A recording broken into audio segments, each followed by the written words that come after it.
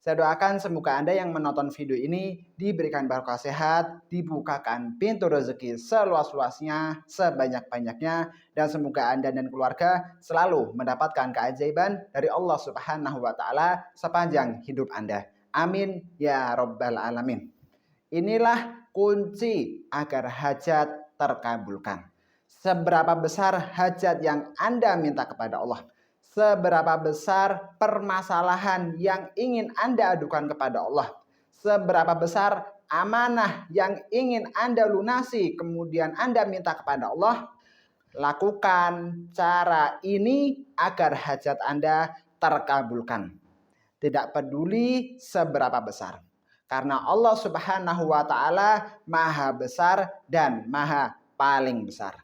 Jangan pernah Anda merasa berkecil hati bahwa masalah Anda adalah besar, bahwa persoalan dalam hidup Anda adalah besar. Itu semuanya adalah bohong dan sihir belaka. Bahwasanya yang besar dan maha besar adalah Allah Subhanahu wa Ta'ala. Jika Anda merasa amanah Anda, persoalan Anda begitu sangat besar, artinya Anda belum mengenal Allah Subhanahu wa Ta'ala. Bahwa Allah Maha besar, bahwa Allah sangat besar. Dan tentunya ketika kita mengetahui Allah Maha besar, Allah Maha paling besar, maka kita sudah tidak peduli lagi. Kita sudah beranggapan bahwa persoalan hidup yang dihadapi oleh kita, amanah yang Anda miliki adalah kecil dan itu mudah bagi Allah untuk mengabulkannya kepada Anda. Lakukan tips ini agar Allah mengabulkan hajat Anda. Yang pertama yaitu dekati Allah. Ketika Anda beranggapan bahwa persoalan hidup Anda sangat besar, amanah Anda menganggapnya besar, berarti tandanya Anda belum kenal Allah. Kenal saja belum, apalagi dekat.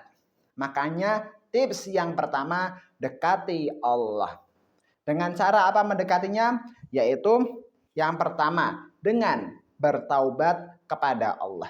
Taubat itu maksudnya datang kepada Allah. Jika selama ini Anda berkeliaraan atau keluyuran kemana-mana menjauh dari Allah, maka mulai saat ini juga datang kepada Allah, dekati Allah dengan cara bertaubat. Amalan untuk bertaubat kurang lebih ada dua. Yang pertama yaitu beristighfar. Astaghfirullahaladzim. Lalu yang kedua bersolawat. Sallallahu ala Muhammad. Cara mengamalkannya adalah untuk istighfar Anda silahkan dibaca malam hari pada sepertiga malam terakhir. Itulah waktu yang paling istimewa untuk membaca istighfar. Dan insya Allah jika Anda mengamalkan itu di sepertiga malam terakhir, Allah pasti mengampuni dosa Anda. Allah pasti menerima taubat Anda. Namun jika Anda belum bisa beristighfar pada sepertiga malam terakhir, lakukanlah istighfar setidaknya paling sedikit dalam 24 jam 100 kali istighfar. Kemudian untuk sholawat. Anda amalkan sholawat setidaknya 1000 kali sholawat dalam seharian. Jikapun Anda belum mampu 1000 kali, silahkan Anda amalkan sholawat ya berapa kali pun. Berlatih, intinya berlatih silahkan. Dalam mengamalkan sholawat, kunci utamanya adalah setiap detik, setiap tarikan dan hembusan nafas, kita bersolawat. Karena dalam sholawat itu Allah menjanjikan dosa kita akan dihapus. Dan sangat banyak manfaat yang saya rasakan ketika saya mengamalkan sholawat seharian penuh 1000 kali lebih. Hati menjadi lebih tenang dan rezeki bisa lebih mudah datangnya. Karena rezeki itu akan mendatangi tuannya. Tuan rezeki adalah mereka yang memiliki vibrasi tenang, vibrasi adem dan sejuk. Vibrasi itulah yang bisa didatangkan dengan sholawat. Dalam mendekati Allah, yang kedua, yang pertama tadi taubat, yang kedua yaitu sholat 5 waktu, sempurnakanlah. Silahkan mulai detik ini. ketika Anda mendengar suara azan, bagi yang laki-laki silahkan langsung selesaikan pekerjaan, dijeda dulu pekerjaannya, lalu pergilah ke musola atau ke masjid, laksanakanlah sholat wajib yang paling sempurna. Sesempurna mungkin yang Anda bisa. Lalu yang perempuan boleh sholat wajib di rumah. Namun jika ingin ke musola atau ke masjid, nggak apa-apa, dipersilahkan. Lalu kemudian dalam mendekati Allah, selanjutnya yaitu sholat malam, bangun pada sepertiga malam terakhir. Karena pada sepertiga malam terakhir, Rasulullah Shallallahu Alaihi Wasallam mengabarkan kepada kita bahwa Rabb kita Tabaraka wa Ta'ala turun ke langit bumi setiap malamnya, yaitu pada sepertiga malam terakhir. Siapa yang meminta kepadanya akan dikabulkan. Siapa yang berdoa kepadanya akan diterima doanya. Dan siapa yang memohon ampun pada waktu itu, ampunannya pasti diterima dan dosanya pasti dihapuskan. Oleh karenanya, waktu ini adalah waktu yang paling istimewa untuk kita mendekat kepada Allah dan untuk kita merayu Allah Subhanahu wa Ta'ala. Lalu selanjutnya, agar hajat terkabulkan. Tadi kan yang 3 pertama itu adalah amalan untuk mendekati Allah. Sekarang selanjutnya yaitu kita merayu Allah Subhanahu wa Ta'ala. Bagaikan saat Anda masih kecil, ketika Anda meminta sepeda kepada orang tua, pasti membutuhkan yang namanya merayu kepada orang tua. Contohnya merayu dengan ranking sekolah yang tinggi, lalu merayu dengan perbuatan baik dan lain sebagainya. Kepada Allah pun kita harus merayu dalam meminta. Untuk merayu meminta kepada Allah, tipsnya yang pertama yaitu meminta atau berdoa pada waktu mustajabnya berdoa. Silakan Anda cari referensi di internet waktu-waktu mustajab untuk berdoa. Saya rekomendasikan yang paling mudah dikerjakan yaitu waktu di antara azan dan iqomah. Disitulah waktu yang mustajab untuk berdoa. Nabi Muhammad SAW mengabarkan kepada kita, berdoa di antara azan dan iqomah tidak akan tertolak.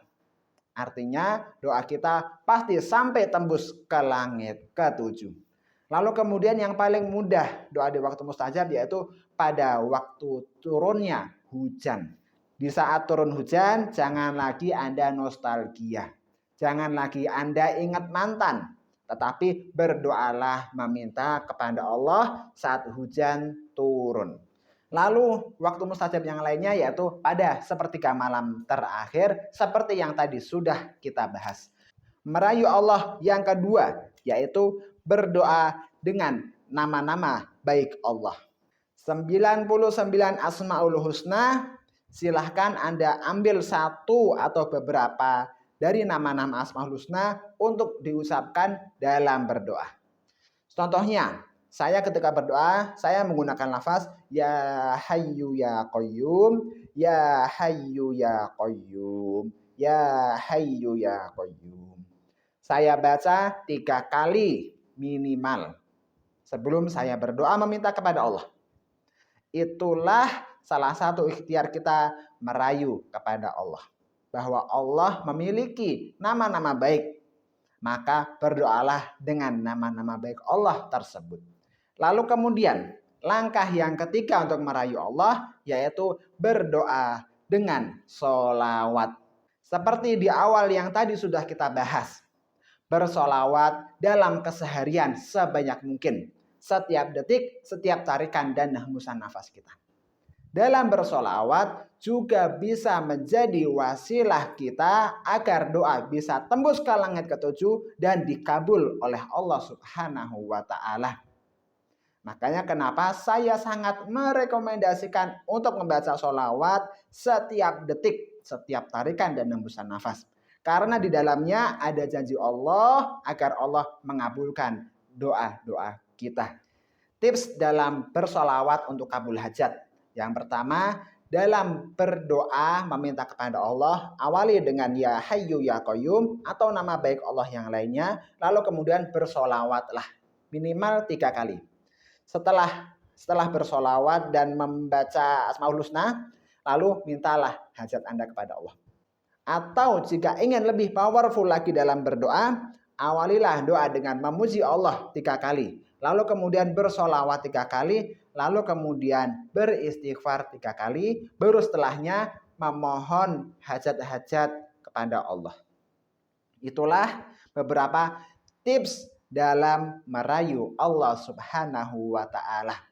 Silahkan diamalkan dan pastikan Anda mengamalkan dengan konsisten, lalu berjanjilah kepada diri sendiri untuk mengamalkan dengan konsisten. Ketika Anda sudah bisa berjanji kepada diri sendiri, insya Allah pasti menepati janjinya kepada Anda. Dan Allah tidak pernah bohong.